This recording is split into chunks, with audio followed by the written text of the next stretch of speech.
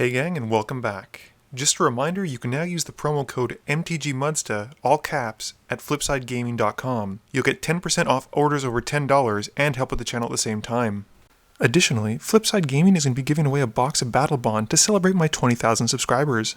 For entry, all you have to do is use the promo code MTGMudsta on any order over $10 and you'll be entered to win. You can do multiple entries for each time you use the promo code. The time frame for this giveaway is between June 1st and June 30th, with the drawing happening in July. So here we go again. This week we have Liz playing her Neheb deck, and she keeps a hand with 3 mountains, Explorer's Scope, Shivan Gorge, Spawn of Thraxos, and Scourge of Care Ridges. Joe is playing his Queen Marchesa deck, and keeps a hand with Teysa Envoy of Ghosts, Merciless Eviction, Royal Assassin, Commander's Sphere, Tectonic Edge, Forsaken Sanctuary, and Nykthos. John is playing his Firesong and Sunspeaker deck and keeps a hand with the Weathered Wayfarer, Fiery Confluence, Battlefield Forge, Command Tower, Thran Dynamo, Aurelius Fury, and Forgotten Cave.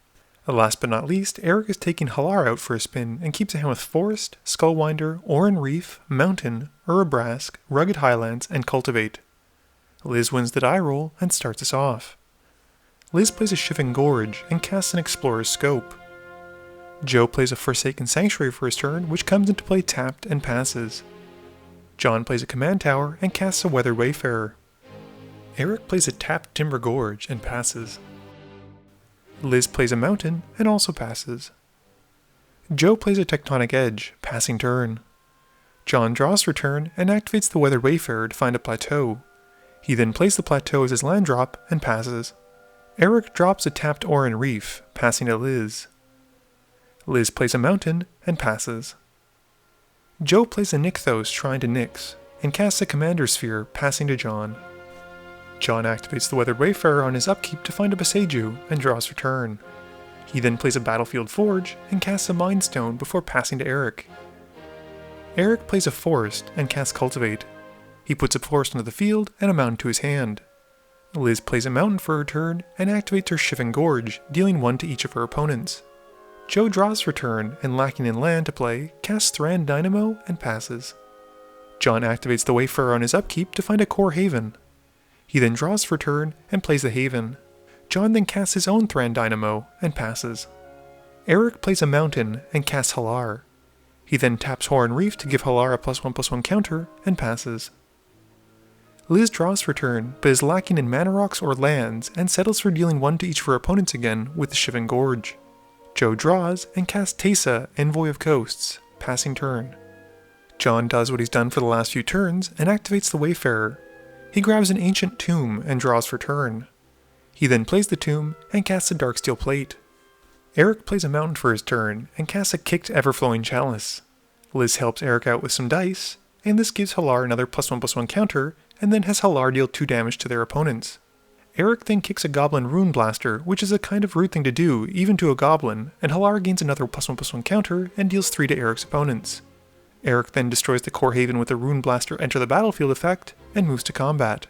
Eric swings Hallar at John, dealing 6 commander damage, and passes to Liz. Liz draws for turn and just cannot find a land for her life. She decides to punish everyone for having fancy lands while she does not, and she casts the Price of Progress. Eric takes 4, John takes 8, Joe takes 6, and Liz takes 2. Liz then passes turn. Joe taps his Thran Dynamo to activate Nykthos, naming white, and generates 1 mana. Despite downsizing his mana, this is the only way Joe is able to cast Queen Marchesa, Long May She Reign. Joe becomes the Monarch and moves to his end step, drawing a card. He has to discard a Royal Assassin and passes. At the end of Joe's turn, John cycles Forgotten Cave. John draws for turn and plays a Maze of Ith, which is very similar to Core Haven. He then casts Firesong and Sunspeaker, taking 2 from the tapped Ancient Tomb. In a seemingly impossible task, John equips 1 Darksteel onto 2 creatures, which seems uncomfortable, and passes. Eric plays a Forest for his turn, and pays enough to kick Varric's Bladewing. This gives Hallar another +1/+1 counter, and deals 4 damage to everyone but Eric. Eric also gains a 4/4 Dragon token, which we don't have, so we make do. Moving to combat, Eric hits Liz for 2 with the Goblin, and passes. Liz is thoroughly disappointed with how her draws are going, and casts a Dragon Tempest rather than discarding it. She then plays a Glacial Chasm, sacrificing a Mountain and putting herself even further back in terms of lands, but at least she can protect herself from Eric's attacks. Joe is also feeling the squeeze of having few lands, but his Thran Dynamo is very helpful when it comes to casting expensive enchantments like Vicious Shadows.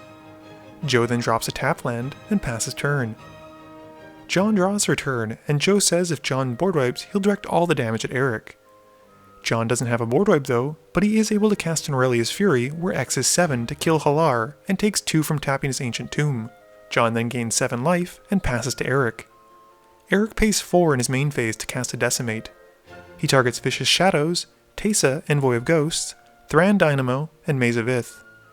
Joe at least gets 1 Vicious Shadow trigger, which he uses to hit John for 7. Eric then casts a Tormenting Voice, discarding Urabrask and drawing 2. Eric then moves to combat and hits Joe with Varix for 4 damage. Eric becomes the Monarch and draws at the end of his turn. Liz decides to not pay the cumulative upkeep on her Glacial Chasm, binning the land. She plays a mountain for her turn and activates the Gorge again to deal 1 to everyone. Joe plays a Swamp for his turn and puts an end to John's life gain by casting an Everlasting Torment. Joe then casts a Merciless Eviction, choosing creatures. With nothing else, Joe passes. John plays a Plains and takes 2 from the Ancient Tomb to cast a Fiery Confluence. He chooses to destroy an artifact 3 times, hitting Joe's Sphere and Dynamo, and Eric's Chalice. John then casts a Darksteel Ingot and passes turn. Eric plays an Opal Palace and taps out to cast Hallar, who comes into play with a few counters. Eric also taps Oran Reef upon entering and gives Hallar another counter. Liz can't find a land, but she's going to keep punishing everyone who does by casting Burning Earth. She then passes to Joe.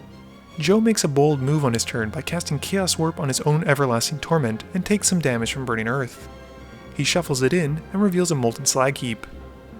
Joe then plays a Bloodfell Caves and gains 1 life. John draws for turn and sets it to the side. He then taps out, taking 2 from the Ancient Tomb and another 4 from Burning Earth to cast a Bonfire of the Damned. He puts 7 into the X and deals 7 damage to Eric and all of Eric's creatures. In response, Joe activates the Slag Heap and puts a counter on it, taking 1 from the Burning Earth. Eric takes 7, and Hallar dies again. Eric plays a Carplusian Force for his land for turn and casts a Skullwinder, picking Liz to also return a card. Eric returns Cultivate while Liz is deciding what to bring back, and he casts it, taking 1 from tapping one of his non-basics. Liz grabs her Mountain, and Eric puts a basic onto the field and 1 to his hand. Eric then takes 2 to cast Swiftfoot Boots and equips them onto a snake. Eric then taps the Oran Reef, putting a +1/+1 counter on the Skullwinder, but doesn't take damage from it as he didn't tap for mana. Liz draws for turn and plays a Mountain. Liz then takes 1 damage from tapping her Shivan Gorge for mana and casts Neheb before passing to Joe. Joe draws for turn and pays 3 mana, also taking 3 damage, to mortify Liz's Burning Earth. John draws for turn and passes. Eric plays a Rugged Highlands in his main phase, gaining 1 life. He then recasts Hallar, and they come into play with 4 +1/+1 counters on them thanks to the Opal Palace. Eric then taps the Oran Reef, not for the counter, but to equip the boots onto Hallar. Moving to combat, Eric swings Hallar at Joe and the Skullwinder at John. Before moving to blockers though, John flashes in Dualcaster Mage to block the Skullwinder. Joe then takes 7 commander damage, and Eric passes. Liz plays a Teetering Peaks, which comes into play tapped, and puts the +2/+0 on Neheb. She then equips the scope onto Neheb and moves to combat. She swings Neheb at Eric and doesn't hit a land with her scope. Liz becomes the queen and gains 6 red mana in her second main phase, tapping out to cast Jaya's Immolating Inferno where X is 8. She decides to make a statement and only hits Eric for 8, passing to Joe and drawing a card at the end of her turn. Joe draws for turn and casts Ophiomancer. He passes and already has a snake ready for John's upkeep. John draws for turn and brings out a Runehorn Hellkite. Eric draws for his turn and casts an Ancient Animus. This gives Hallar another +1/+1 counter, and Eric has Hallar fight Neheb.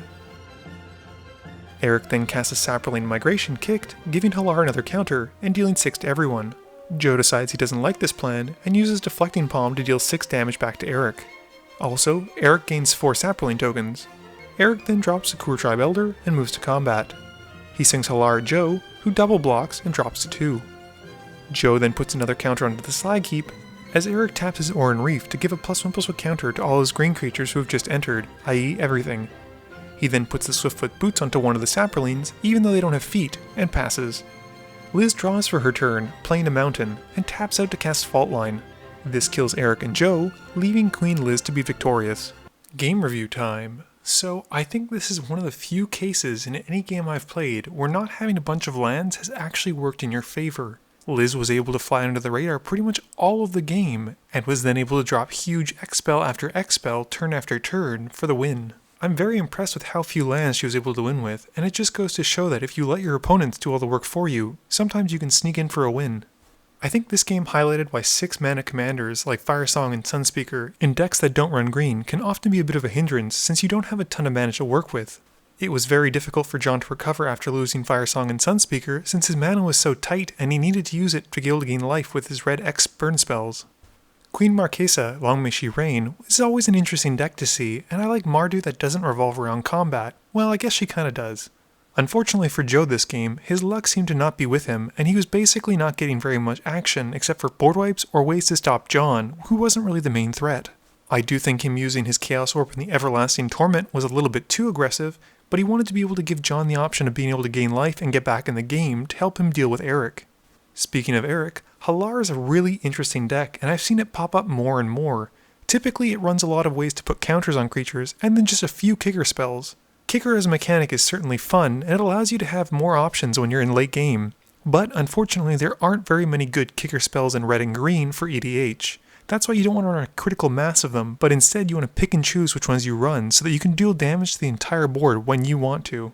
Please be sure to tune in every Monday and Thursday at 11 AM Eastern Standard Time for a guaranteed new video. You can also follow me on Twitter at MTGMudsta. You can find me on Facebook at facebook.com/mtgmudsta. And lastly, you can check me out when I stream at twitch.tv/mtgmudsta. This video is brought to you in support by my patrons. If you're looking for a way to help out the channel, please be sure to visit the link below. Thank you all for watching this video, and don't forget, friends are just opponents you haven't eliminated yet.